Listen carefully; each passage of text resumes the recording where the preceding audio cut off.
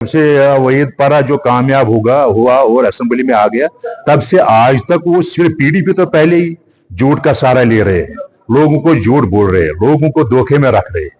Privilege motion हर एक member, जो भी एमएलए है, जो भी पार्लियामेंट मेंबर है, वो प्रिविलेज मोशन किसी भी दूसरे मेंबर के खिलाफ, किसी भी दूसरे मिनिस्टर के खिलाफ, किसी भी अफसर के खिलाफ, किसी भी पुलिस वाले के खिलाफ मूव कर सकता है। प्रिविलेज मोशन ये हक होता है एक एमएलए का भी और एक पार्लियामेंट मेंबर का भी हक होता है प्रिविलेज मोशन। प्रिविलेज मोशन ये उस वक्त वहां असेंबली में जब गवर्नर एड्रेस जो एलजी का जो एड्रेस था, जब उस पर शुक्रिया की तारीख पर वहां बात हो रही थी, तो इसमें नजीर अहमद कुरैशी जो साहिब का डिप्टी स्पीकर है और मिनिस्टर भी रहे हैं, वो उठा और उसने वहां अपनी तकरीर की। उसके बाद वो जो वहीद परा है, ये लोगों को धोखा जो दे रहा है, झूठ बोल रहा है बाहर और अपने आप को विक्टिम कह रहा है, वो भी उठा। उसने कहा कि आपने जमात इस्लामी के खिलाफ कहा या असेंबली में आपने कहा है कि जमात इस्लामी गद्दार है। नजीर कुरैशी ने वापस उठा, उसने कहा कि मेरा रिकॉर्ड ये, क्योंकि वहां जो भी कोई कुछ बोलता है वो रिकॉर्ड होता है, उसने कहा कि मेरा रिकॉर्ड निकालो, अगर मैंने कहा होगा तो मैं सजा का मुस्तहिक हूं, मैंने नहीं कहा, आप झूठ क्यों ऐवान में बोल रहे हो। इस पर वापस दोनों में मुबाहिसा हुआ और नजीर अहमद कुरैशी ने कहा कि मैं प्रिविलेज मोशन इस मेंबर के खिलाफ ला रहा हूं।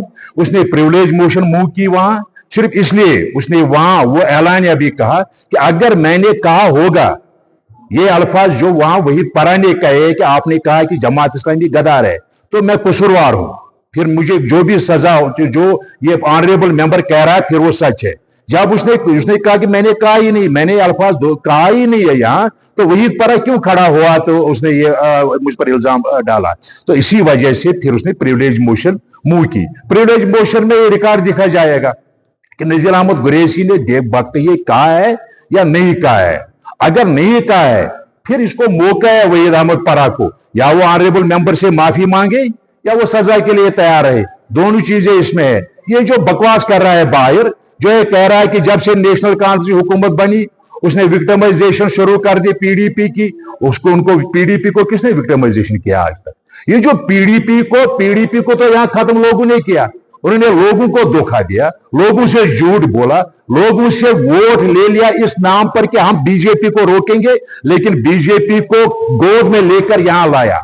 आज जो मुसीबत है, परेशानियां यहां है, जो हमारा 370-35A जो हमसे छीना गया, इसमें कोई शक नहीं कि बीजेपी के 70 साल उनका अपने एजेंडा में था। 70 साल से वो लगातार बीजेपी के एजेंडे में था कि हम 370 को हटाएंगे, लेकिन पीडीपी ने उनको मदद की है वो 370-35A यहां से हटाने के लिए। अगर पीडीपी ने उनको ये मदद किया, अपने आप को लोगों ने उनको रिजेक्ट किया है। लोगों ने उनको पहले वो कहां से कहां तक पहुंचा दिया। उनको तो पहले अपने गिरेबान में झांकना चाहिए और देखना चाहिए हम कहां से कहां तक आगे, हमने क्या क्या मुसीबतें पैदा की हैं यहाँ के लोगों के लिए। और ये जो ड्रामा बाहर कर रहा है, कभी कह रहा है कि मुझे यहाँ टाउन प्लान, ये जो प्लान है टाउन है, इसको एक्सटेंड करना है, कर लो ना। इसमें मीडिया को क्या करना है, इसमें फेसबुक को क्या करना है, इसमें सोशल मीडिया को क्या करना है। अगर एमएलए को काम करना है तो करिएगा ना। मैं भी इलाके में घूम रहा हूं, मैं भी एमएलए हूं, मेरी सेकंड टर्न है एमएलए बनने का, मैं भी घूम रहा हूं, हमारी हुकूमत है। लेकिन ये नहीं कि मैं फेसबुक के 15 आदमी को अपने साथ ले लूंगा। अगर यहां कोई मीटिंग बुला रहा है, हम मुझे कल परसों पीएचई डिपार्टमेंट के साथ मीटिंग है, इसमें मुझे क्या करना है कि मुझे सब वर्कर जो भी नेशनल कॉन्फ्रेंस के कारकुन मुझे डिस्ट्रिक्ट पुलवामा में 10,000 15,000 उनको मैं लाऊंगा, चलो यहां बैठो इन अफसरों के साथ, उनके यहां बैठो, आप भी यहां अफसर जो होता है, जो मुलाजिम होता है, जिसको यहां जवाब देना वहां होता है, वो यहां नहीं बल्कि वो दरवाजे पर होता है। अपने वर्करों को लाना, वर्कर्स मीटिंग करता है। ये मुझे समझ में नहीं आता है उसकी पॉलिसी क्या है।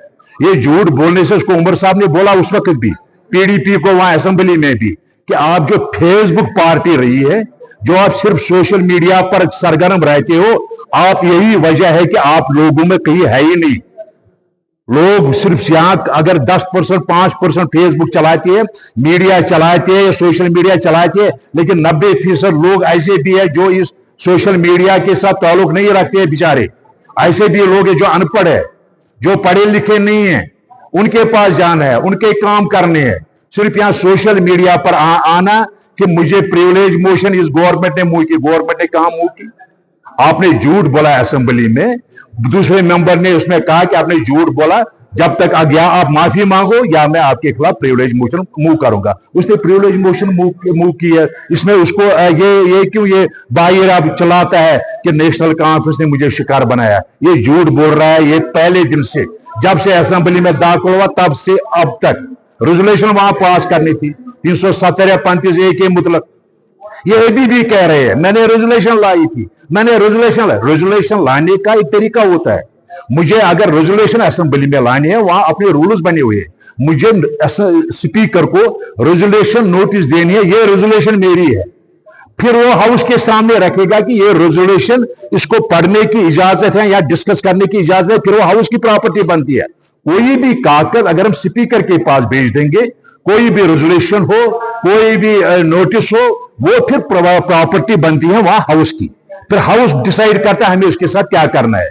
उसने तमाशा वो भी बनाया, जेब से वो थोड़ा कागज निकाला, चलो ये मेरी है रेजोल्यूशन। ये क्या मसला बनाया? उन्होंने तमाशा बनाया असेंबली को भी। उन्होंने तमाशा सियासत को तो उन्होंने तमाशा पहले ही बनाया था।